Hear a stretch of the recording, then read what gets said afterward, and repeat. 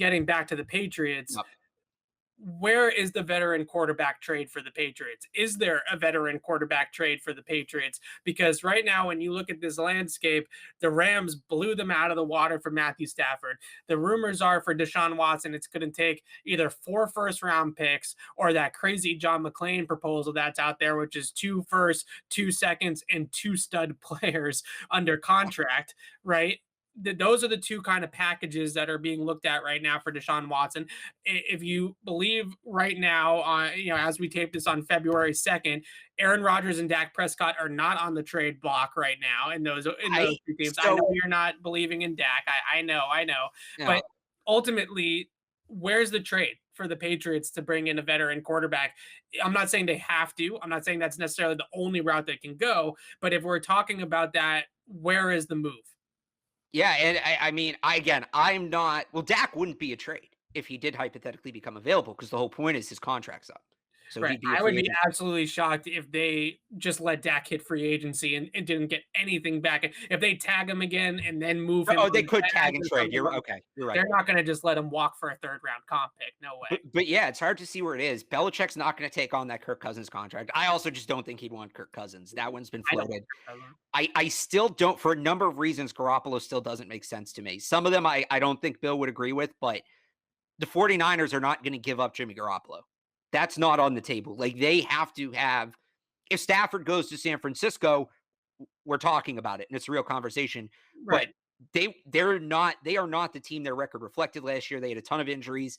They believe they can compete. They are not going to take a step backwards at quarterback just for the sake of taking a step backwards. The guy has to be there. I don't know that the trade does exist. You never know what the pinballs, or what the pinball with the domino situation is going to be from the Watson trade, right? Does he get sent to the Jets and Darnold's not a part of the return? Right? Does he get sent to the Dolphins and Tua is not a part of the return? Of course, then you're dealing with trading in the division, which is a mess. Some people have floated Cleveland as a dark horse for Deshaun Watson. We know the Patriots like Baker Mayfield. Again, that's way out there. That may be more of a stretch than Dak. But Right. if you want to try to find a veteran quarterback trade for the Patriots, this is what we have to do. This is where we have to go. You have to talk about the Sam Darnolds. You have to talk about the Baker Mayfields. That's the path right now if they want to make that veteran trade, barring something huge, which again would be Deshaun Watson landing in unsuspected landing spot, the 49ers moving up into the top 3 in the draft, something like that. It's going to Dak Prescott getting franchise tagged. It's going to take something major for that trade to present itself for the Patriots. I think right now we're looking at free agency and we're looking at the draft, and that's it. That's the way I'm looking at it too, because the Patriots do not have the war chest of assets that some of these other teams have. Miami, for example, has 3 and 18 and Tua in this draft to trade to Houston for a Deshaun Watson, Well, or so whoever it ends up being, whether it's it's Deshaun or Dak right. or Rodgers or whatever. It's tricky. They do have the asset, but the problem is any team, they have one asset. Any team going in, and we've talked about this, any team going into a rebuild or trading a quarterback is going into a rebuild. So when Stephon Gilmore, a 30-year-old corner who you need to pay is your best trade chip, that makes it tricky. Again, if you get one of these extreme scenarios where the Cowboys move on from Dak because they like somebody in the draft, maybe that makes sense. If Watson does somehow end up in Cleveland, then maybe, Gilmore for Baker, that actually does make sense. But again, you're going into extreme territory here. Their best tradable asset is somebody you have to trade to an established team. And what do established teams have, Evan? Quarterback. Quarterbacks. But They're what not is giving up I'm quarterback. glad you brought up Stephon Gilmore, because this is my domino here. Okay. Right?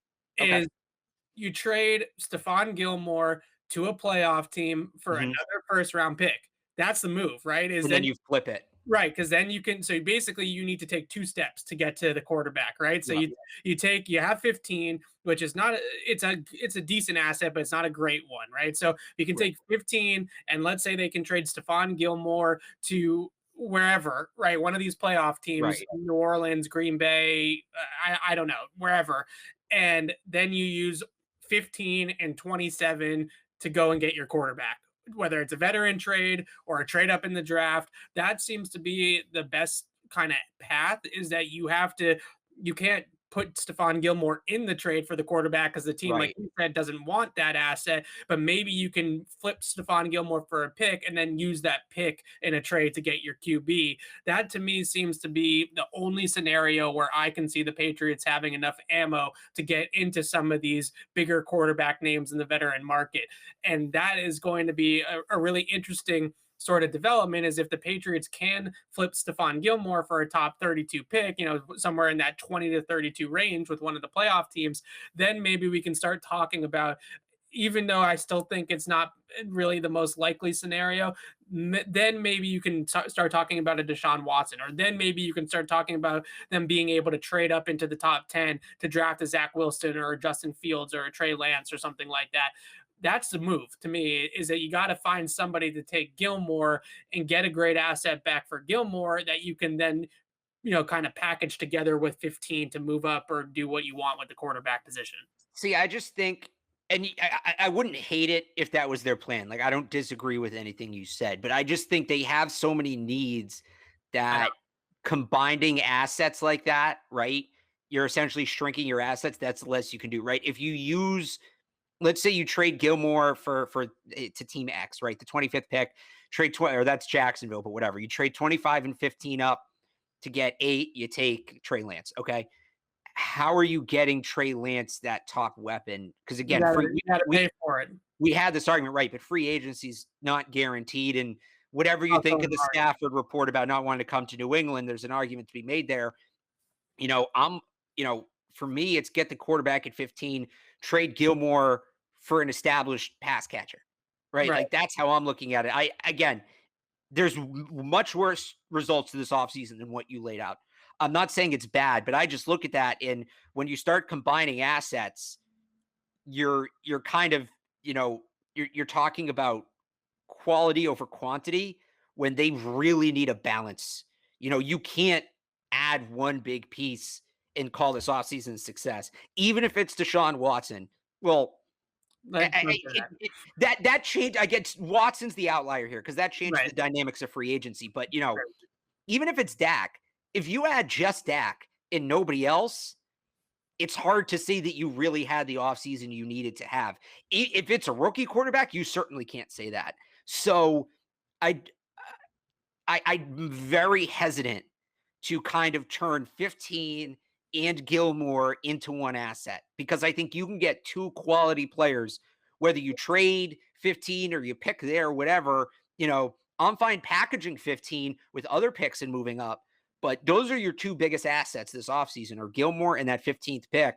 If you combine them, you better get Watson. You really need a for sure home run because you're not giving yourself much wiggle room after that move.